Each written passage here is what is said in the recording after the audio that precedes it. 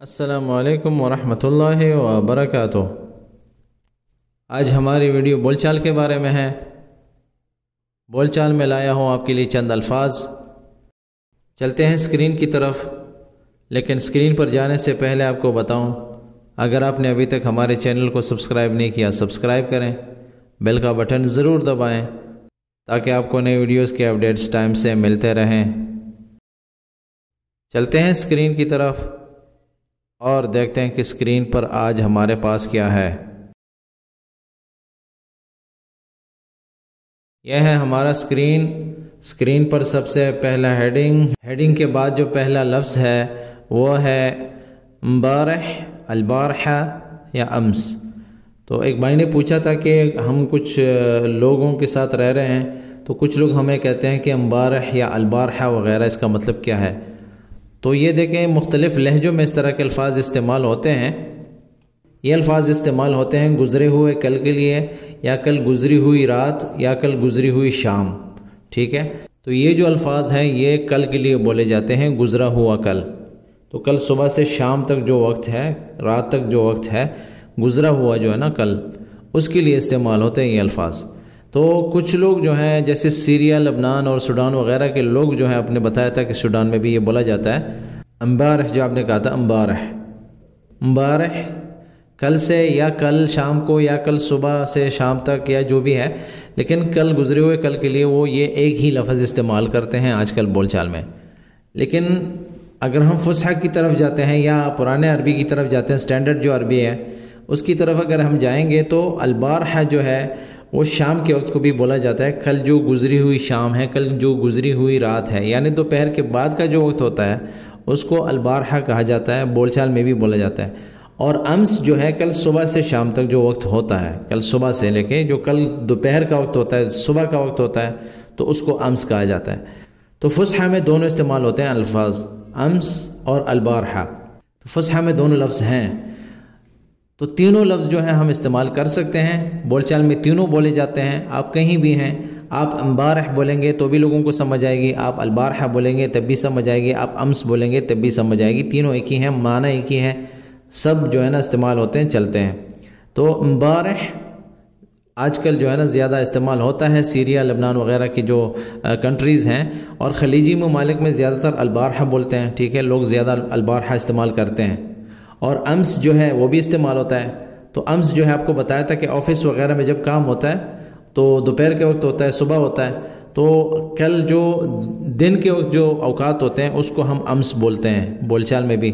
اور البارحہ جو ہے کل رات کا جو ٹائم تھا، یا کل شام کا جو وقت تھا، اس کو ہم البارحہ بولتے ہیں۔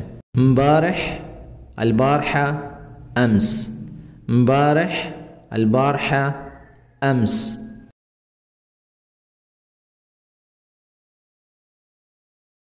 دوسرا جو لفظ ہے یا جملہ ہے وہ ہے نظف غرفتک، نظف غرفتک یا نظف حجرتک۔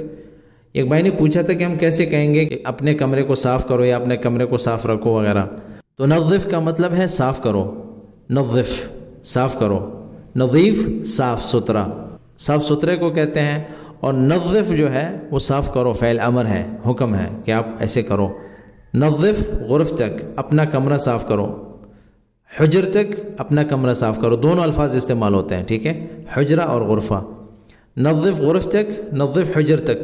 اگر ہم عورت سے مخاطب ہیں تو ہم اس کو کہیں گے نظفی غرفتج یا نظفی حجرتج، کہ اپنا کمرہ صاف کرو، جب آپ عورت کو کہتے ہیں نظفی غرفتج، نظفی حجرتج۔ لیکن اگر آدمی ہے نظف غرفتک، نظف حجرتک۔ اگر جمع کا صیغہ ہے، بہت سے لوگ ہیں، ان کو آپ کہتے ہو کہ اپنے کمرے صاف کرو، اپنے کمروں کو صاف رکھا کرو۔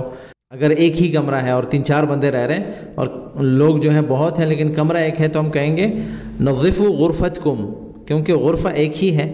نظفوا غرفتکم، نظفوا حجرتکم۔ اگر کمرے بھی زیادہ ہیں، لوگ بھی زیادہ ہیں، اور سب کا ایک ایک کمرہ ہے، الگ الگ کمرہ ہے، لیکن لوگ بھی زیادہ ہیں، کمرے بھی زیادہ، تب آپ کہیں گے نظفوا غرفکم۔ غرف جو ہے غرفہ کی جمع ہے، نظفوا غرفکم، نظفوا غرفکم۔ تو نظف کا مطلب ہے صاف کرو، آپ اپنے کمرے کو صاف کرو۔ نظف غرفتک، نظف حجرتک، نظف غرفتک، نظف حجرتک۔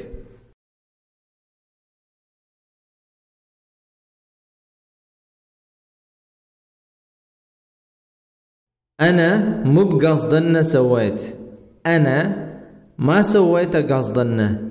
أنا مو بقصدنا. سويته بس بالغلط یا سويته بالخداع لأن حد قص علی.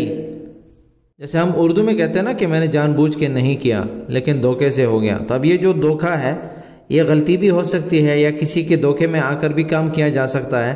تو اس کے لیے ہم اس طرح کے کچھ جملے یا الفاظ استعمال کریں گے. انا میں یا میں نے، مب نہیں، قصدن جان بوجھ کر یعنی میں کرنا نہیں چاہتا تھا. انا سویتہ لیکن مب قصدن میں نے کیا ہے یہ کام لیکن میرا مطلب یہ نہیں تھا یا میرا مقصد نہیں تھا، میں نے جان کر نہیں کیا، میں اس طرح کرنا نہیں چاہتا تھا. مب قصدن کہ میرا کرنے کا طریقہ یہ نہیں تھا یا میں جان کر نہیں کر رہا تھا.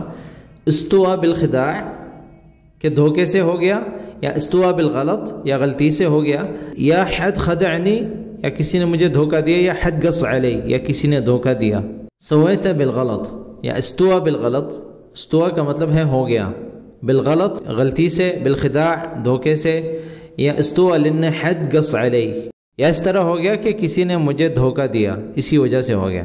تو انا سویت لیکن مب قصدن لن استوا بالخداع یا استوا لن حد قص علی. انا مب قصدن انا ما سويت قصدن. استوى بالخداع یا استوى بالغلط یا حد قص علی عشان اسويه وسويته، یا استوى لان حد قص علی وانا سويته. انا ما سويت قصدن یا انا مب قصدن سويت. استوى بالخداع یا استوى بالغلط یا حد خدعني یا حد قص علی عشان اسويه وسويته. تو یہ الفاظ کافی تھے آج کے سبق میں. مزید بھی اگر آپ کے پاس کچھ الفاظ ہیں، جملے ہیں تو ہمارے ساتھ کومنٹس کے ذریعے شیئر کریں، ہم ان کو اپنے کانٹینٹ میں ایڈ کر کے ویڈیوز کی شکل میں آپ کے ساتھ شیئر کرتے رہیں گے انشاءاللہ. آپ سب کا شکریہ اس ویڈیو کو دیکھنے کا. اس ویڈیو کو لائک کریں، میرے چینل کو سبسکرائب کریں اور بیل کا بٹن ضرور دبائیں تاکہ آپ کو نئی ویڈیوز کے اپڈیٹس ٹائم سے ملتے رہیں. دعا میں یاد رکھیں. والسلام علیکم ورحمۃ اللہ وبرکاتہ.